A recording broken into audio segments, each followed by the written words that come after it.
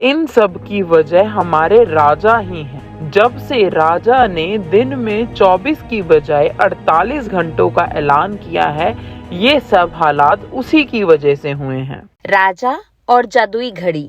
ये हैं वीरपुर के राजा वीरेंद्र सिंह।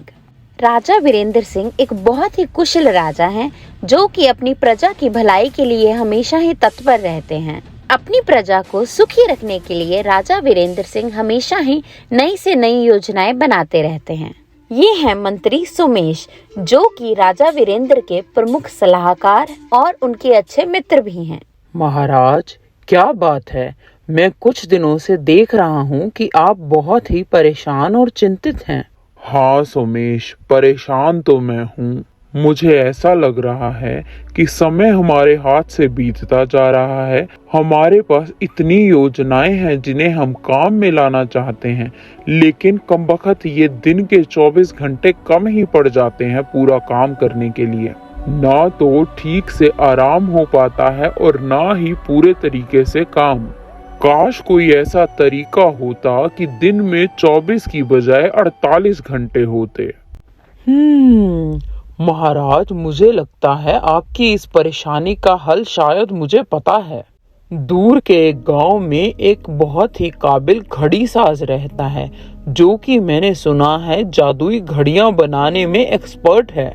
जादुई घड़ी? ऐसी भी कोई चीज होती है क्या सोमेश? जी महाराज, मैंने तो सुना है वो बहुत ही उम्दा कारीगर है। ठीक है सोमेश, तो उसे फिर कल दरबार में बुलाओ। इसके बाद मंत्री सोमेश उस घड़ी साज को बुलाने के लिए बुलावा भेजते हैं और अगले दिन दरबार में घड़ी साज अपने हाथ में एक लकड़ी का बक्सा लिए हुए उपस्थित होता है। महाराज, यही है वो घड़ी साज रामविलास। और फिर राजा वीरेंद्र रामविलास को अपनी पूरी परेशानी बताते हैं। महाराज, आपकी परेशानी तो मैं समझ गया और शायद मैं इसका हल भी कर दूं, लेकिन समय के साथ खिलवाड़ करना खतरनाक भी हो सकता है।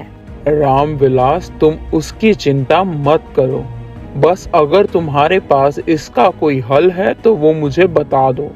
जी महाराज, मेरे पास एक ऐसी घड़ी है जो समय की गति को धीमा कर सकती है, जिससे शायद आपको दिन में 24 की बजाय 48 घंटे मिल जाएंगे।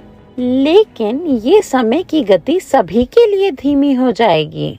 और उसके बाद राजा वीरेंद्र पूरे राज्य में ऐलान करा देते हैं कि आज से सभी को दिन में 24 की बजाय 48 घंटे मिलेंगे अपने सारे काम पूरे करने के लिए। ये बात सुनकर प्रजा में पहले तो सभी लोग बहुत चौंक जाते हैं और फिर सभी लोग बहुत खुश भी हो जाते हैं कि अब उनके पास समय ही समय होगा हर कार्य को पूरा करने के लिए।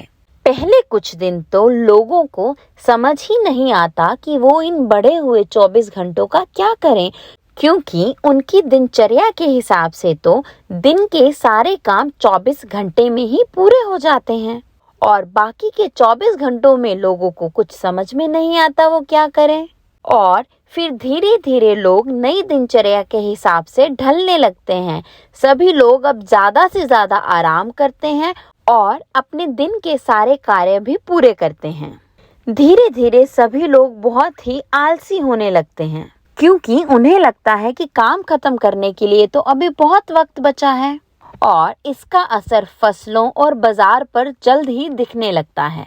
उस वर्ष फसलों की वक्त पर कटाई और छटाई ना होने की वजह से फसलें बहुत अच्छी नहीं होती, जिसकी वजह से बाजार में मंदी आ जाती है और चीजों के दाम आसमान छूने लगते हैं।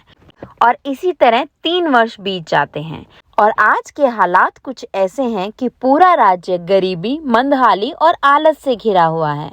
उधर राजमहल में राजा वीरेंद्र भी इन हालातों से बहुत ही परेशान है और वो निर्णय लेता है कि वो भेष बदलकर प्रजा के बीच जाकर इस समस्या का हल ढूंढने की पूरी कोशिश करेगा। राजा वीरेंद्र बदले हुए भेष में दूसरे राज्य के व्यापारी रजत बनकर बाजार में प्रजा के बीच जाते हैं और वहाँ के एक दूसरे व्यापारी से बात करने लगते हैं। प्रणाम महोदय, मैंने सुना है आपके राज्य के हालात तो बहुत ही खराब है, बहुत ही गरीबी और मंदहाली छाई हुई है। जी महोदय, हालात तो कुछ ऐसे ही हैं, पर इन सब की वजह हमारे राजा ही हैं। जब से राजा ने दिन में 24 की बजाय 48 घंटों का ऐलान किया है, ये सब हालात उसी की वजह से हुए हैं। पर दिन में वक्त ज्यादा होना तो अच्छा ही है, इसकी वजह से हालात खराब कैसे हुए हैं? अब क्या बताएं महोदय, जब से लोगों को पता चला कि दिन में अब उनके पास 24 की बजाय 48 घंटे हैं काम पूरा करने के लिए, तो कोई भी अपनी दिनचर्या के हिसाब से चला ही नहीं। सब लोग बहुत ही आलसी हो गए कि अभी तो हमारे पास काम पूरा करने के लिए बहुत वक्त है, जिसकी वजह से जितना काम वो लोग 24 घंटे में करते थे, 48 घंटे में उसका आधा भी ना करने लगे। फसलों को वक्त पर पानी, कटाई छटाई ना मिली और फसलों पर इसका असर दिखने लगा। अब अगर फसल ही अच्छी नहीं होगी तो बाजार में मंदी तो आएगी ही ना महोदय।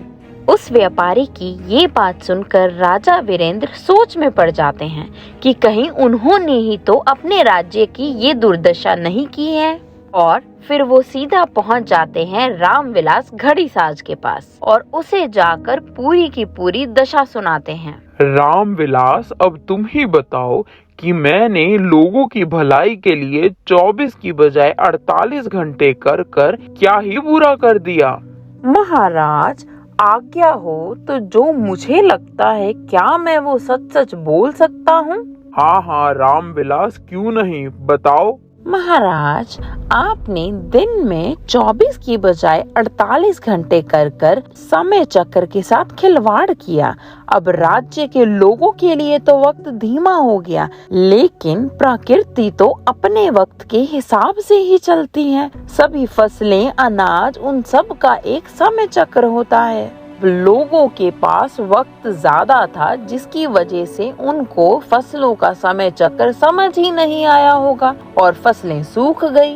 दूसरा, जब लोगों के पास कार्य को करने के लिए वक्त ही वक्त होता है, तो वो लोग उस काम की संजीदगी को समझते ही नहीं है और काम टलता जाता है। यही आपके राज्य के साथ हुआ है। असल में दिन में वक्त का ज्यादा होना जरूरी नहीं है, बल्कि वक्त का सही इस्तेमाल जरूरी है। घड़ीसाज की ये बात सुनकर राजा वीरेंद्र को अपनी गलती का एहसास हो जाता है और वो जादुई घड़ी से समय की गति को वापस नॉर्मल कर देते हैं। तो दोस्तों, क्या आप लोगों को भी लगता है कि दिन में आपके पास वक्त कम पड़ जाता है? क्या दिन में 24 घंटे होने चाहिए या 48? हमें कमेंट्स में जरूर बताएं। इसी तरह की और कहानियों के लिए सब्सक्राइब करें हमारा चैनल स्टोरीज।